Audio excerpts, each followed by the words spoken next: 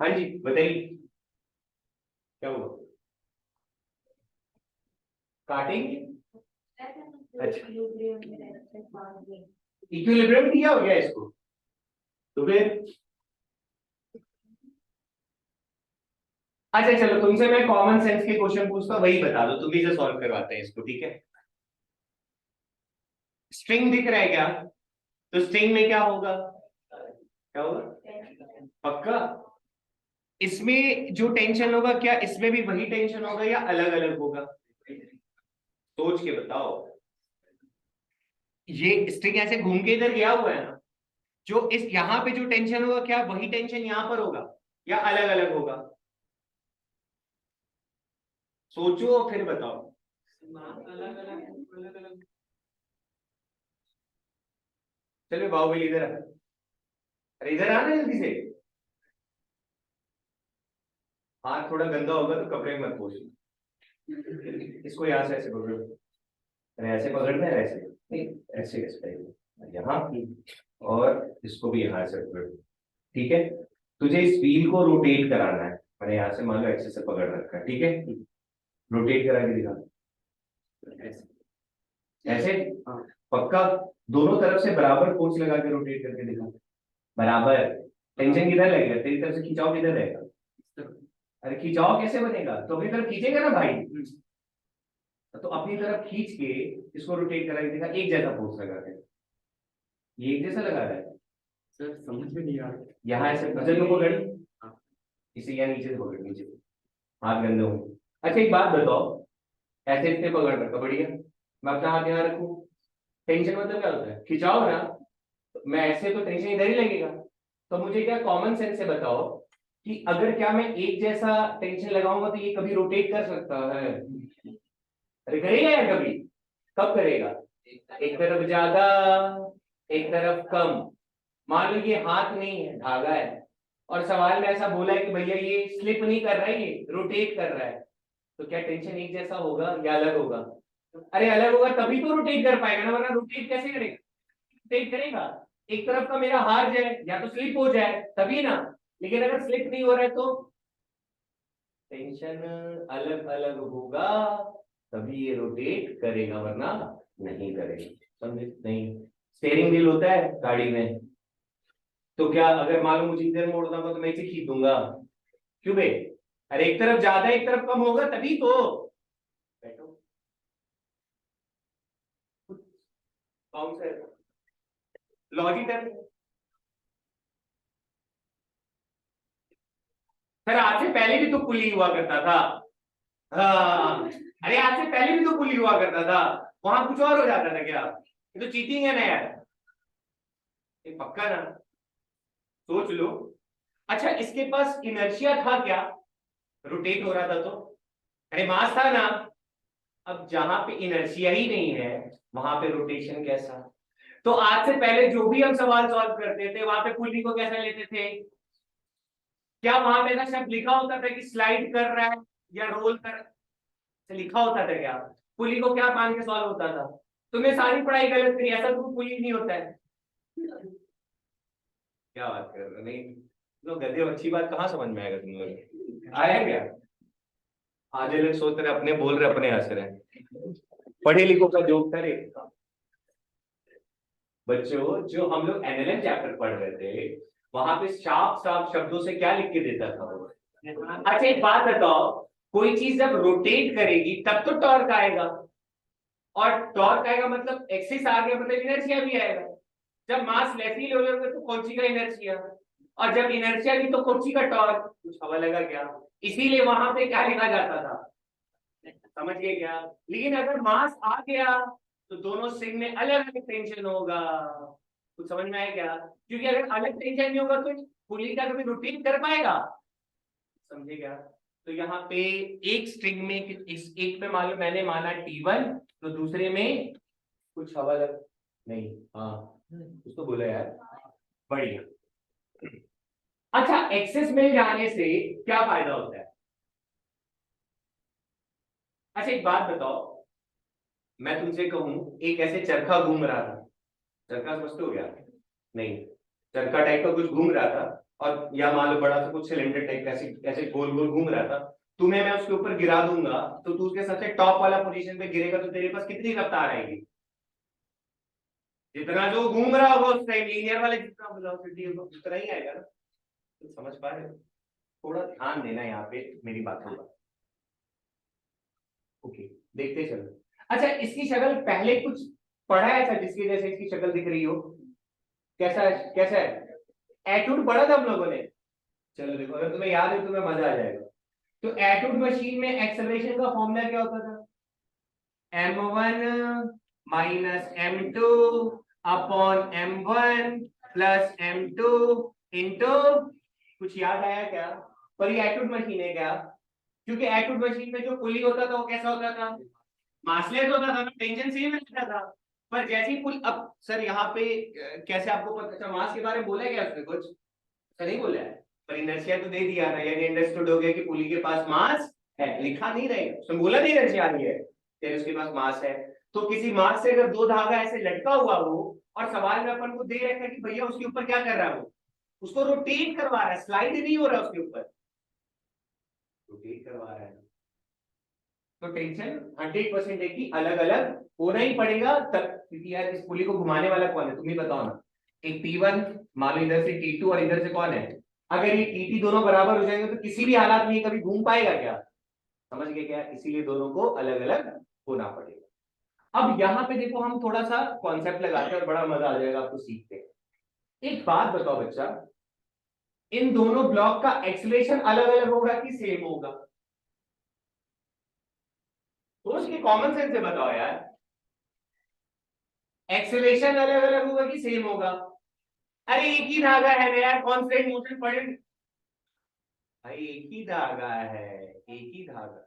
मैं steering wheel में एक तरफ हाथ ऐसे रखूं, एक तरफ हाथ ऐसे रखूं, या मालूम कुछ भी ये ऐसा था ना, एक्सीलरेशन तो इसका और इसका सेम ही रहेगा ना।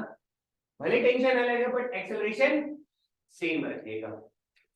अच्छा, अब यहाँ पे मुझे बताओ, रोटेशन कहाँ हो रहा है और ट्रांसलेशन मोशन कहाँ पे हो रहा है? ट्रांसलेशन मतलब क्या होता है और रोटेशन मतलब क्या होता है? तो रोटेशन कौन कर रहा है यहाँ पे?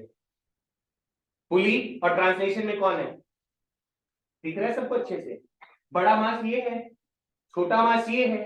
तो क्या तुमने पहले पढ़ रखा है ये सब दिखे तो mg फट से लिख दो, यहां फट से लिख सकते हैं स्मॉल mg। बढ़िया, क्या इक्वेशन बनाए ट्रांसलेशन के लिए?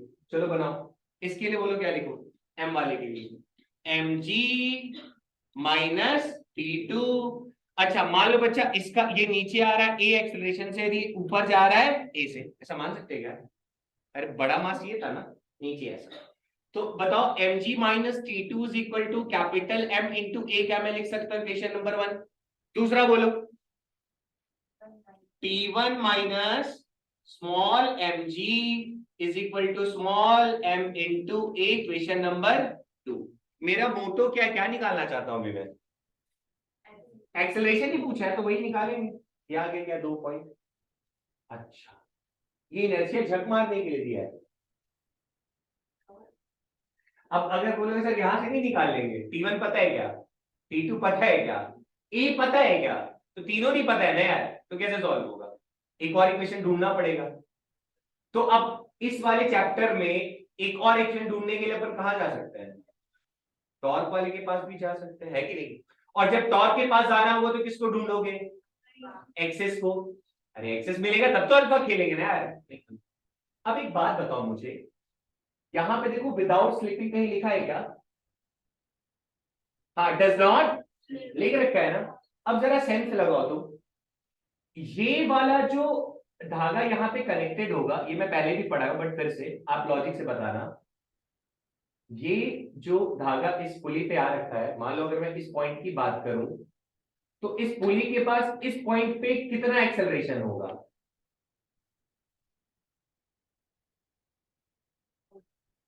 कितना होगा? मान लो कुछ ए होगा, और ए को अपन क्या लिखेंगे?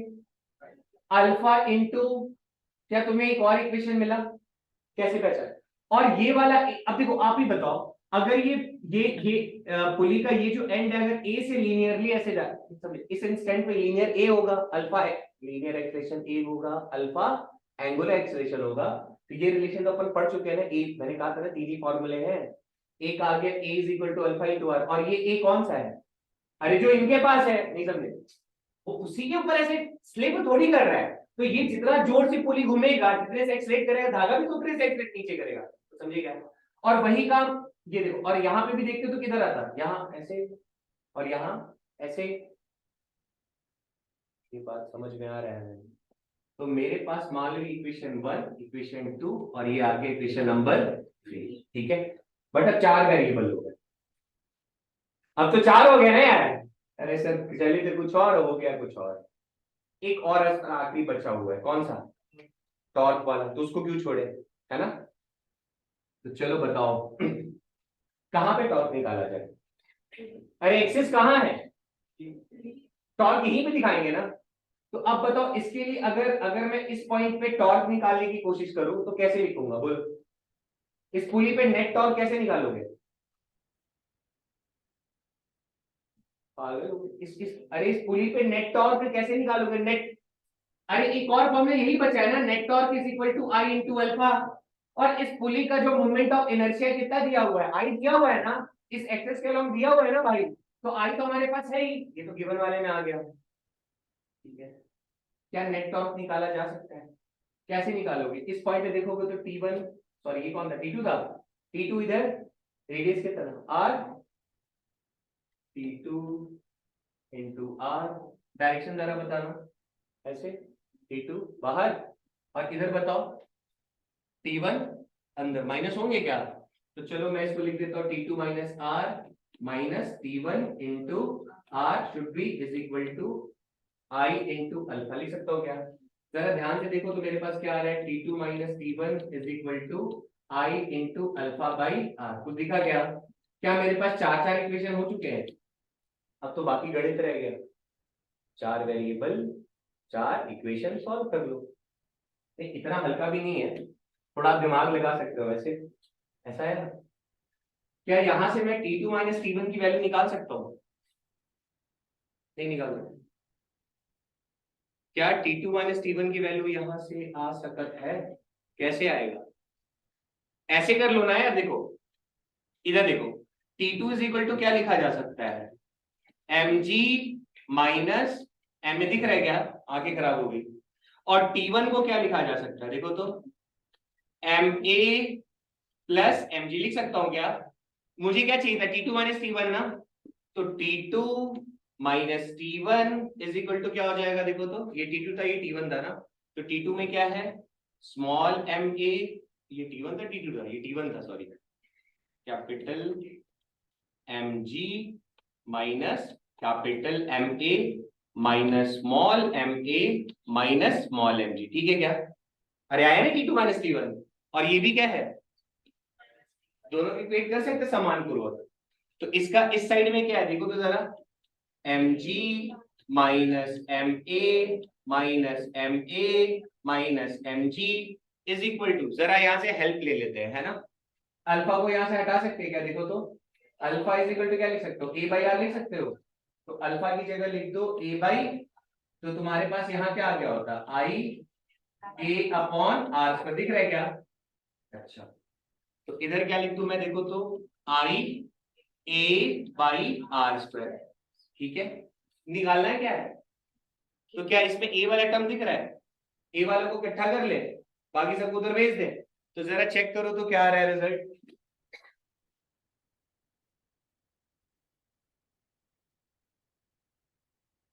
माइनस एम ए, ठीक है, ए में ये ए होगा ना यहाँ, स्मॉल एम ए, ठीक है।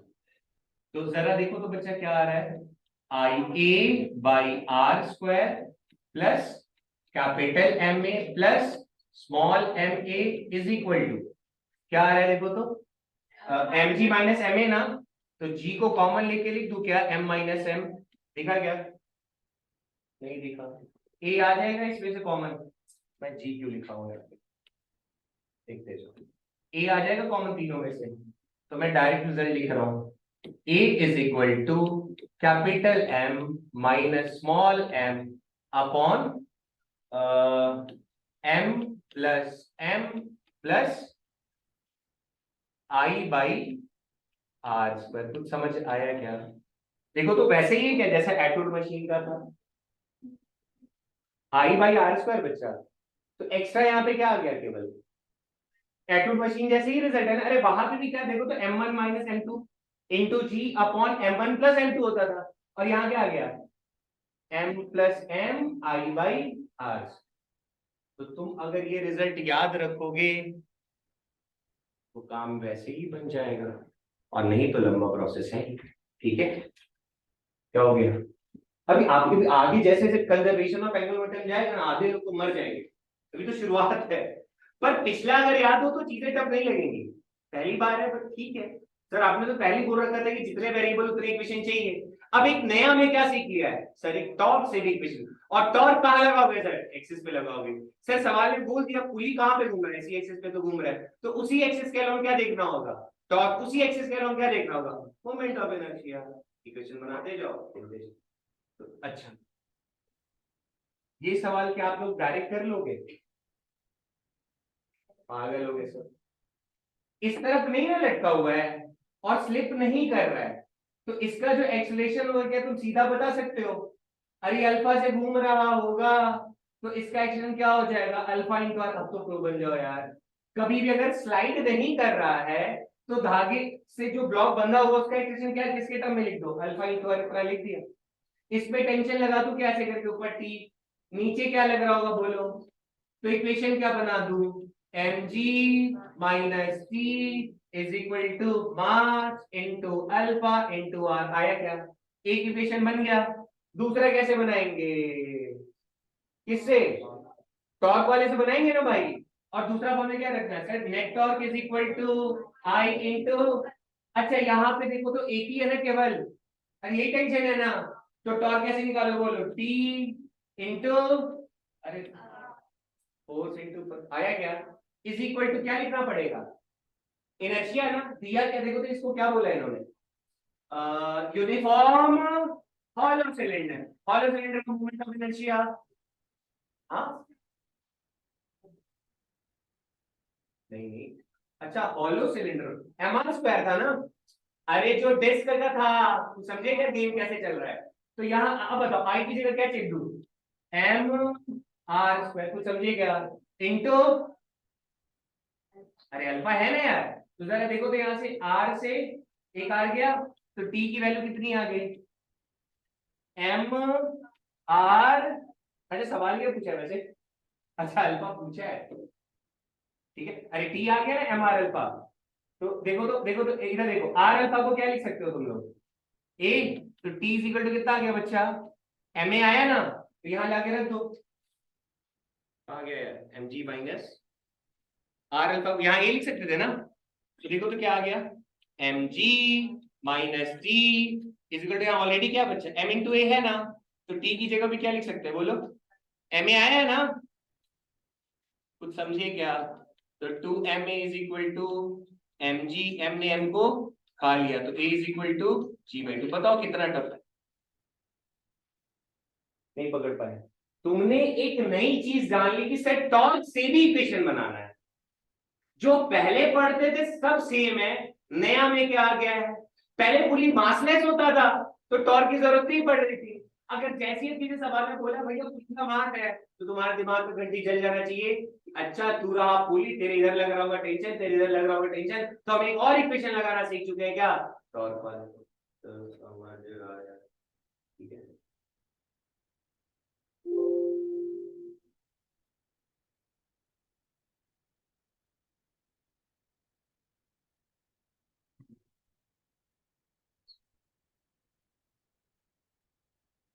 किस पे फोकस करोगे,